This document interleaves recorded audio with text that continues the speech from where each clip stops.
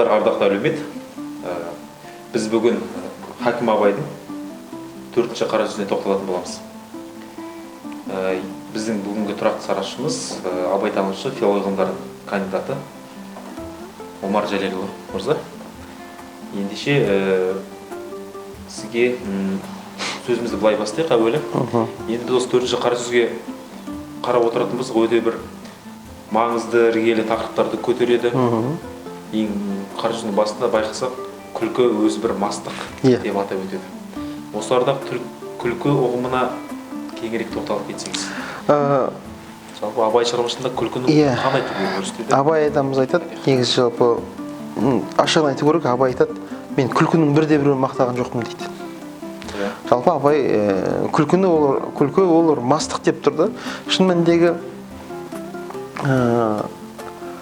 Абайдың бірақ бүйрегі бұратын бірақ күлкісі бар екен. Бірінде бір мақтамаймын дейді, бірақ бір күлкі бар дейді. Құдай жаратқан орнымен дейді, көкіректен келетін күлкі дейді. Ал қалғаны күлкінің бәрі дейді. Оны Абайда қандай күлкілер? Бояма күлкі, бай-бай күлкі, өтірік күлкі, біреуге жағымпазданатын күлкі, көп қой күлкінің түрлері. Сонда Абай айтады, бұл күлкі мастық дейді. Абай неге шүйлігіп отыр күлкіге? Өйткені дейді, сіздер білесіздер ғой дейді, мас болған адамның көп сөйлеп басты ауыртатығын дейді. Сол сияқты дейді, күлкіге салынған адам дейді, осы дүниеде дейді. Не? О дүниеде дейді, басы бір ауырмай қалмайды дейді. Яғни ол күлкіге салынған адам, мас болған адам дейді, көп ғафил өткізіп алады дейді. Ғафил. Яғни осы дүниеде де, ахиретте де. Сондықтан Абайдың бірақ енді адам күлмей жүре алмайды ғой мысалы. Сонда Абайдың осы елінде мындай бір термин бар екен. Күлкісі қымбат деген ұғым бар екен. Күлкісі қымбат. Сонда Абай айтады, жігіттер ойындарыңыздан күлкі қымбат дейді. Сонда жалған күлмейтін, жаңағы бояма күлкіге салынбайтын, бай-бай күлкінің әуеніне салмайтын, күлсе тек қана Құдай жаратқан орнымен күлетін, шынайы күле білетін адамды күлкісі қымбат адам еді деп айтады екен. Және сонда күлкі бұл адамның сапасын да анықтап тұр ғой. Сонда Абайдағы негізгі екі күлкі бар, ол арзан күлкі. Оның ішіне кіреді бояма күлкі, жағымпаздану күлкісі, өтірік күлкі, бет әлпетін ұнау үшін күлетін күлкі. Бұның бәрін Абай арзан күлкі дейді. Сосын қымбат күлкі дейді. Сонда қымбат күлкі бұл адамның ең мықты, шынайы, табиғи, ешқашанда жалғандыққа бармайтын, риясыз күле білетін адамнан ғана шығады екен. Яғни сонда біз қазіргі кездегі күлкісі қымбат деген сөздің өзі біздің лексиконымызда жоқ. Ал Абай елінде осындай термин болған екен. Жақсы, жаңа өзіңізді айтып өттіңіз, күлкі ғафилдікке саналып бос өткізіп алады деп. Енді қарайтын болсақ, осы қара сөзді айтады, біз қазір де байқаймыз, көп адамдар өзінің проблемаларын күлкі арқылы шешкілері келеді. Бірақ түптеп келгенде күлкі еш нәрсені шешпейді деп білеміз. Тек қана уақытша алдандыру, уақытша жеңіс сияқты көрінеді. Енді осы арада орындық харекет деген ұғымды қолданады Абай. Осы ұғымға тоқталып кетсеңіз. Енді бұл жерде Абай айтып отыр, күлкі бұл мастық дейді. Жалпы Абай бұл жерде жалпы күлкіге қарсы емес, Абай мастыққа қарсы. Бірақ сол күлкінің ішінде дейді, мастыққа жібермейтін күлкі бар екен дейді. Сонда Абай айтады, ол қандай күлкі дегенде Абай айтады, біреудің дейді кемшілігіне күлсең дейді, ыза болып күл дейді. Ызалы күлкінің өзі де қайғы дейді. Ол сені мастыққа жібермейді дейді. Ал біреудің дейді жақсылығына күлсең дейді, оны күлсең оған бір ыза болып күлме дейді, қызғанышпен күлме дейді, көре алмай күлме дейді, ащы мысқылмен күлме дейді. Жоқ дейді, сен оның жақсылығынан тапқанына ғибрат алып күл дейді. Бұл да адамды мастыққа жібермейді дейді. Сонда Абайдың негізгі мақсаты адамды мастыққа жібермеу. Өйткені ғафилдік ол сол мастықтың кесірінен болады дейді, соның нәтижесінде болады дейді. Енді Абай айтып отыр, енді ол үнемі күлмей жүрмей деп айта алмаймыз дейді. Оған адам жаны шыдамайды дейді. Иә. Сонда абай күл дейді, бірақ орнымен күл. Құдай жаратқан орнымен табиғи болсын дейді. Енді абай айтады, сондықтан бұл енді күлкіден бізді күлкіден дейді, енді уайым деген нәрсе бар дейді абай айтады. Уайым деген не дегенде абай айтады, көп адам уайымнан қашады ғой. Абай айтады, жоқ дейді. Қандай адам күлкіге салынады, уайымсыз адам күлкіге салынады. Абай бір қара сөздерді қазақтарды көрдім дейді. Я Алла тағала мені жас баладай қайғысыз қыла көр деген дейді. Сонда өзінше өзін сол баладан, жас баладан есті, ақылдырақ қылып есептегені деп бір ащы мысқылмен түйреп өтеді. Шынымен де сонда абай айтады, абайдың ұғымында уайым қайғы екеуі синоним ғой. Бұл ұғымында өте позитивті, өте пайдалы жағынан қарастырады уайымды. Сонда абай айтады, уайымсыздығыңа уайым қыл дейді. Уайымсыздығың, сонда сен ойла дейді. Егер сенде уайым жоқ болса, бұл проблема дейді сенде. Сен қара жан жағыңа дейді. Жұрттың бәрінде уайым бар, менде неге уайым жоқ? Сол сен уайымсыздығыңды уайым қыл дейді. Яғни уайым деген не десеңіздер, абай айтқан уайым ері қорғаны, есі барлық дейді. Сол ақылды адамның белгісі ол уайым екен. Сонда уайым нені көрсетіп береді дегенде, теңіздің тереңдігін өлшейтін лот деген аспап болған екен. Сол сияқты уайым тіршілік теңізіндегі сенің проблемаңды көрсетіп беру үшін керек екен.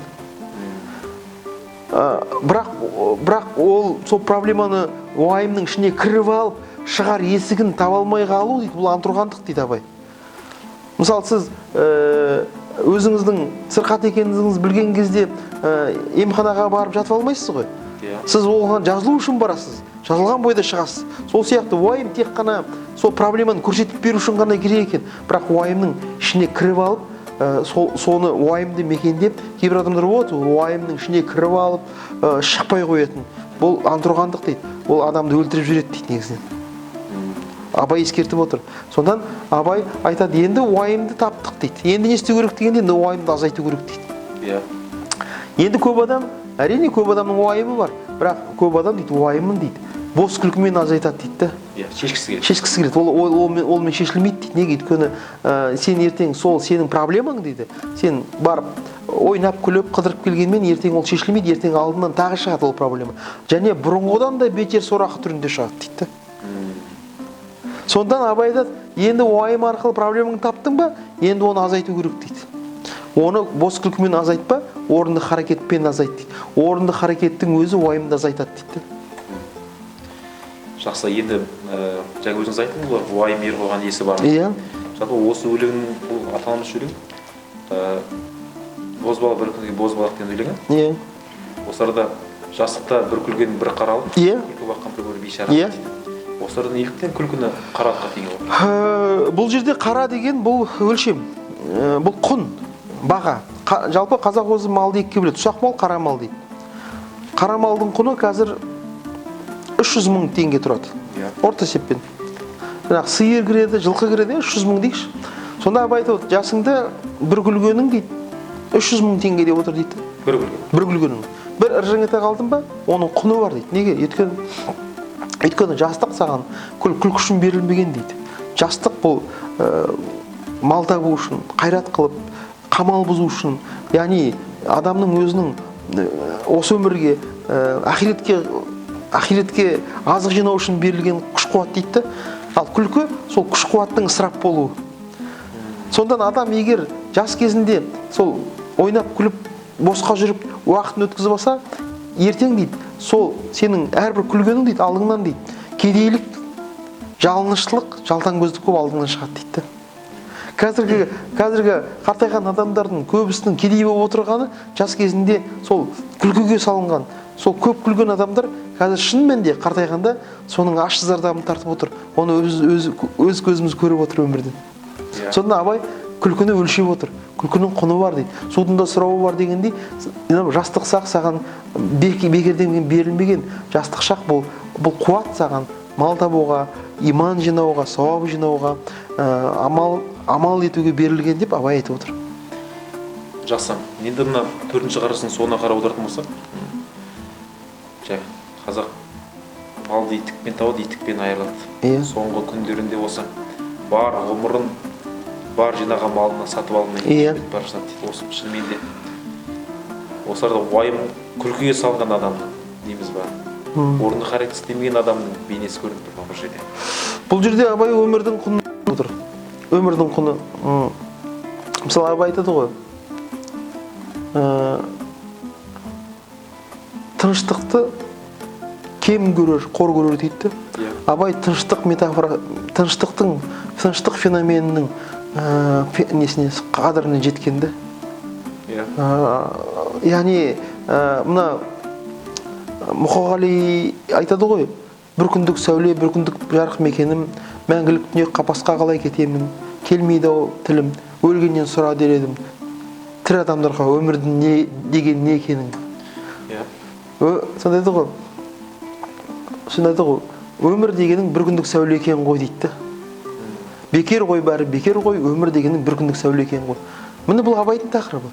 Сонда Абай айтып отыр, сен дейді, иттікпен мал жинап, алысып, жылышып жүріп дейді, сен өміріңді өткізіп алдың дейді. Яғни сен өміріңді адамша сүрмедің дейді. Өмірдің қызық көрмедің дейді. Өмір бала өзі жаңағыдай кәдімгідей баланың қызығы, жардың қызығы, иманның қызығы, ғылымның қызығы деген фундаменталды нәрселерден құр қалдың дейді. Сол сен барлық ғұмырың иттікпен мал жинауға кеттің дейді. Енді дейді, сол өткізіп алған нәрсенің барлығын дейді. Яғни мынау адамның ғұмырын, зая болған ғұмырын айтып отыр. Сен бүкіл малыңды сатып аламайсың дейді. Сол бір күндік өміріңді сатып аламайсың дейді. Яғни Абай сол малға, байлыққа, мансапқа ұмтылып жүріп, өмірін өткізіп алған адамның трагедиялық халін суреттеп отыр. Сонда кім айтады ғой? Мұқағали тура осы тақырыпты. Қомағай көңіл құмартып өткен әрнеге, тірлікте сонау түскенмін талай әуреге. Көрген өмірде кешкен бақытта барлығы жетпейді екен ғой бір күндік сенің сәулеңе дейді. Сонда мынау шүкіршіліктің ең кереметі осы мынау Алла тағалаға деген шүкіршіліктің, өмірдің қадірін түсіну дегеніміз ол осы бір күндік сәуле деген, яғни бір күндік өмір деген жаңағы феноменге тіреледі екен ғой. Осыны түсінген адам малға, мақтанға, мансапқа, барлығына дұрыс қарайды, дұрыс көзқарас қалыптастырады. Бұлар маңызды емес екендігін біледі. Маңыздысы осы бір күндік сәулені осы қадіріне жетіп, осы қамшының сабындай қысқа өмірді адамша өткізу. Кейіннен ғапыл қалмау. Кейіннен біз тоқталамыз. Иван Ильичтің өлімі деген шығармасы бар ғой, Толстойдың. Сонда айтады ғой, ол өлерінде қатты бақырды дейді. Сонда сіздер ойлайсыздар ма, бұл физикалық ауырсыну атыр деп? Жоқ. Бұл физикалық ауырсыну емес дейді. Бұл дейді моральдық дейді. Бұл рухани ауырсыну дейді. Өмірін босқа өткізіп алған адамның жан айқайы дейді. Міне сондықтан Абай оны ескертіп отыр осы мәселелерді. Жақсы, ендеше рахмет сұхбатыңызға.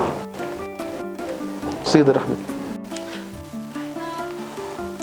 Құрметті Ғақлия бағдарламасының көрермендері, біз келесі бағдарламамызда желтоқсан көтерілісін ұйымдастырушы Құрманғазы Айтмырзамен аяқталмай қалған сұхбатымызды жалғастыратын боламыз. Егер сіздерде сұрақ болатын болса, бізде пікір қалдырыңыздар, және де біздің бағдарламамызды қолдау ретінде лайк басыңыздар, каналымызға жазылыңыздар, біздің каналдың рейтингін көтеріңіздер. Рахмет сіздерге.